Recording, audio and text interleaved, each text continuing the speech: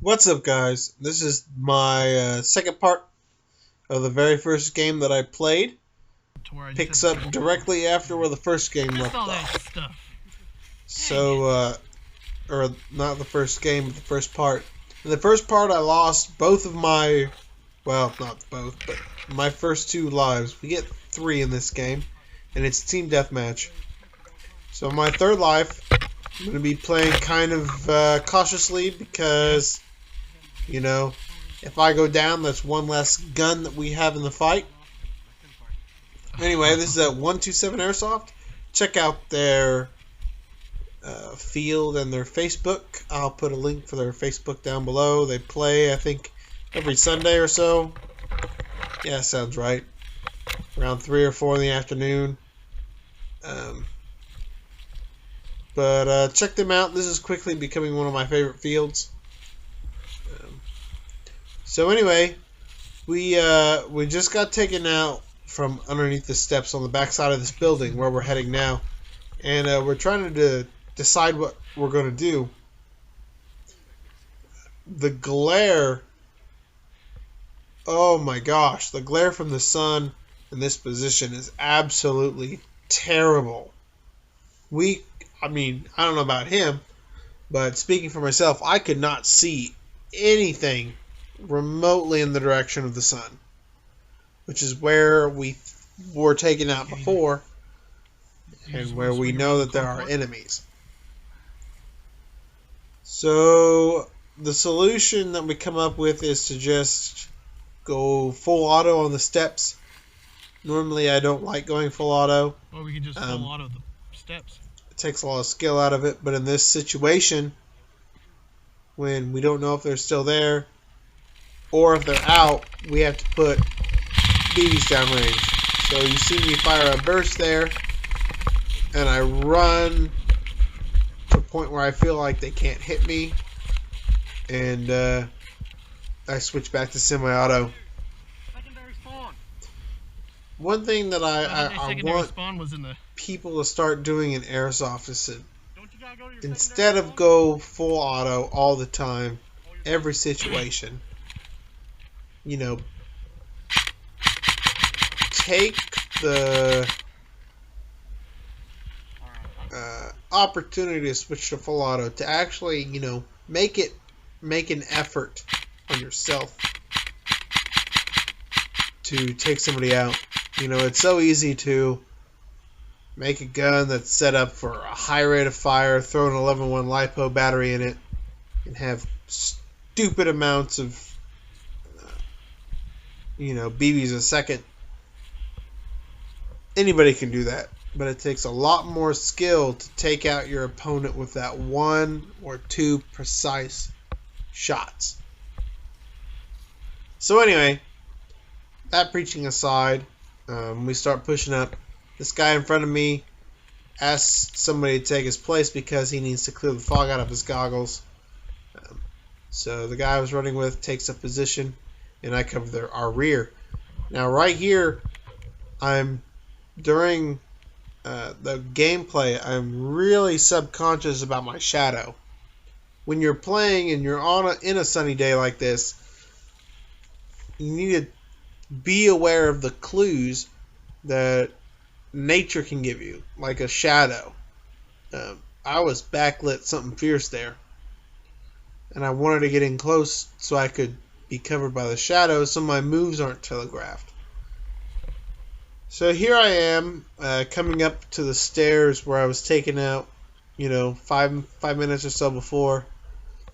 Just playing it safe to be sure that nobody's there anymore. And let's see what happens.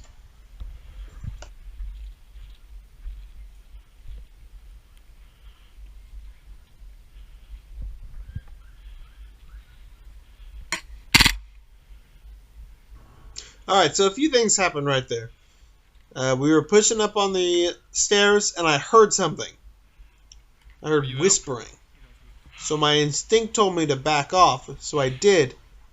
My teammate opened fire with 1 shot, and I had switched my gun to full auto, my Glock 18. Totally should pick one up, by the way, because who doesn't like fully automatic machine pistols. But I fired a short burst. Turns out that the guy hiding in there was my teammate. Luckily, I didn't hit him, but in that situation, I reacted based on my teammate, and my teammate was wrong. But, you know, you live and you learn. So right here, you saw me switch weapon, or not switch weapons, but switch shooting hands. I was talking about that in the last video. It's really, really hard to shoot with your offhand. Something that I really need to practice and get better at. But it has definite advantage when working around cover, such as this big holding tank. So I push out around the side, clearing it as I go. I want to get eyes on this corridor right here. Seeing that there's nobody in there, my teammates can push up to that door that you can see those stairs leading up to with relative certainty that they're not going to get shot, at least from out here. So I go up and I clear the stairs that you saw in the first part of the video. I don't go up into the stairs like I did in the first video from this day, but I just kind of, you know, halfway do it.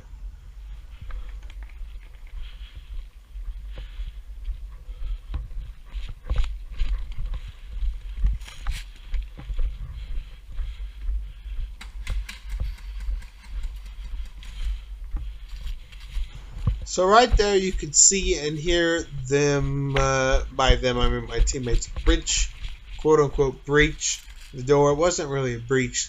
They just opened it to observe positions. But anyway, they opened the door and started shooting and then closed the door real quick. One of them communicates that a female on the enemy team is up the stairs directly inside the door. So my thought is, okay, the last time I was here, this window was open. I wanted to jump in through that window and come in behind him if I could. But they told me that it was blocked off and barred. So they open the door and I clear that back corner. Ideally, to save my teammates, what I should have done was I should have just pushed in, taken the hit, but hopefully got the guy out. This didn't happen. And it gets pretty interesting from here. So that guy got out. My teammate says that he's behind a pillar. Now, I don't know if you can see, but I can't see anything in there. I don't see anybody. I don't see anything. But my teammate's taking shots from somewhere. So I decide to take advantage of my surroundings and use what movable cover I can. I pick up one of these shelving units. This is just the bottom of a shelf. And I decide to push into the door with that. So I push up. We get ready. Well, I don't push up yet. But I get ready. Tell them to crack the door a little bit. And I start trying to look into this building. I can't see anything. This guy's in the shadows, but he keeps hitting my shield. If you're watching, you see BBs just fly past me on the screen. The female is still up there, as far as I know, but she's not sticking out, and my teammate gets shot. I assume it's from the guy from the bottom, and I want to make sure that my gun's firing okay. I feel like it's firing a little slow, so I switch magazines in order to get a fresh one in. And I see the enemy start to move and push up, through the crack on the door right there. Right about now. I see him, and I shoot in, and I ended up hitting him. But right after that, if you saw that in the middle of the screen, somebody pokes around. And I had enough room to hide behind the door to avoid getting shot.